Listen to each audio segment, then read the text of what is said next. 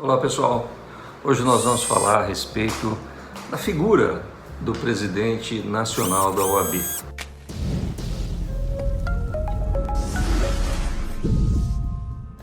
Meu nome é Marcelo de Carvalho Santos e esse é o Dicas de Ouro da Advocacia. Então, como eu ia dizendo, hoje nós vamos falar a respeito da figura do presidente nacional da OAB.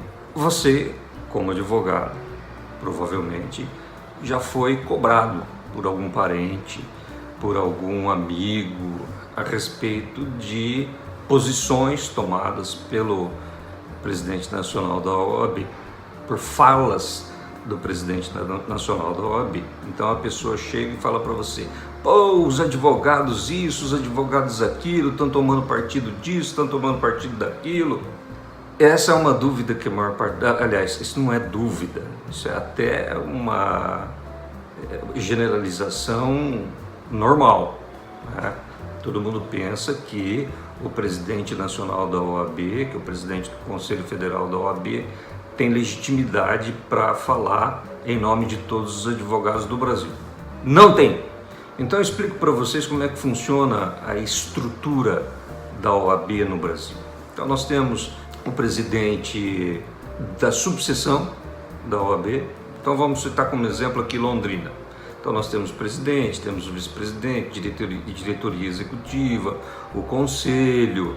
Esse presidente, ele é eleito, essa chapa é eleita pelos advogados que são inscritos em Londrina ou na base territorial dessa subseção da OAB de Londrina. É como se você fosse votar para prefeito. Você tem residência em Londrina, você vota em Londrina.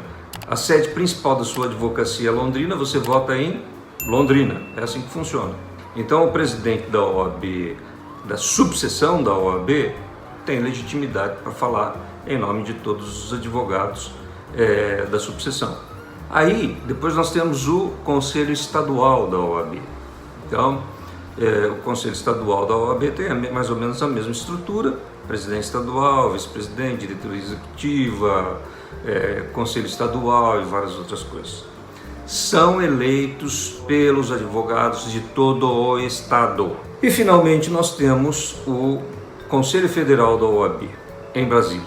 Então, lá nós temos o presidente do Conselho Federal, que é conhecido como presidente nacional da OAB, que hoje é o Dr. Felipe Santa Cruz. Então nós temos o presidente do Conselho Federal da OAB, nós temos o vice-presidente, o Conselho Federal, etc. Então, rezo toda essa ladainha para chegar lá no começo. Então, muitas vezes, a OAB é praticamente intimada pelos meios de comunicação a se pronunciarem a respeito de alguma coisa importante que venha acontecendo no Brasil e que tenha interesse, repercussão nacional, causas nobres, defesa dos direitos humanos, minorias, enfim, a defesa do Estado Democrático de Direito.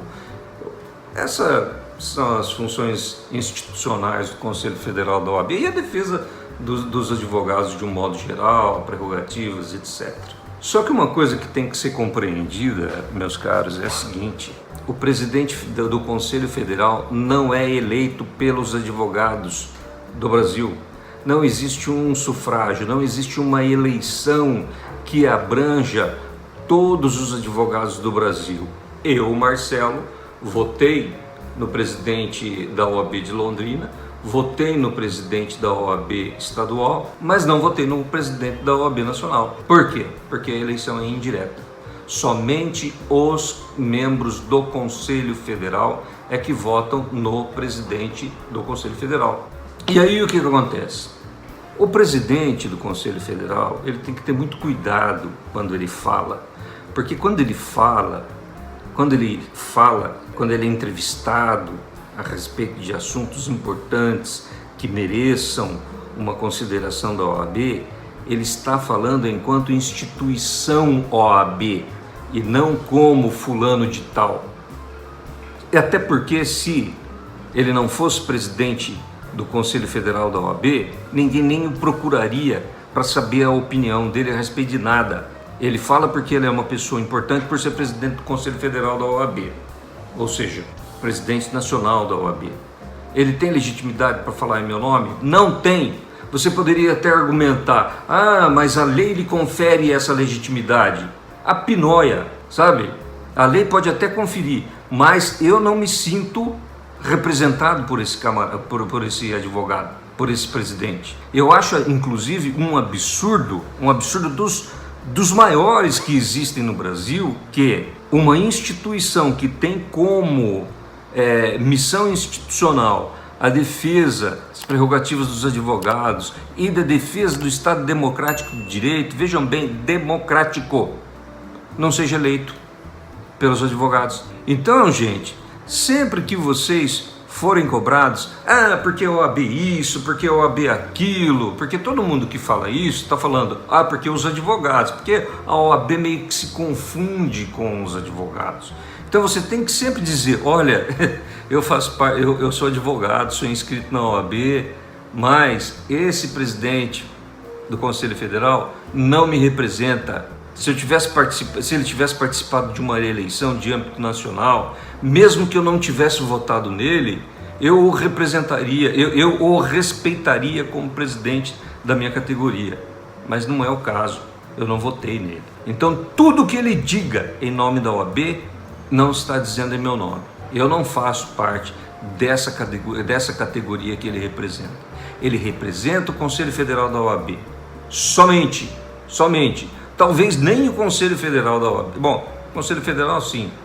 Lá eles não podem reclamar de nada porque eles participaram da eleição, votando ou não votando nesse atual presidente. Então, só queria esclarecer, hoje eu só queria esclarecer isso, que muitos advogados não sabem, muitos estudantes não sabem, muitos clientes não sabem que o presidente nacional da OAB, por incrível que pareça, uma instituição que deveria lutar pelo Estado Democrático de Direito, para a eleição do presidente não existe democracia nenhuma. Os advogados, a raia miúda da advocacia, que eu chamo, sem nenhuma conotação depreciativa, porque na verdade somos nós que fazemos a advocacia desse país, esse presidente não nos representa. Nem esse, nem nenhum. Estou falando especificamente em relação a isso. Tá?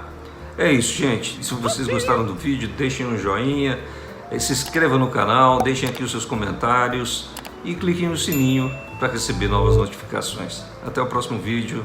Aquele abraço.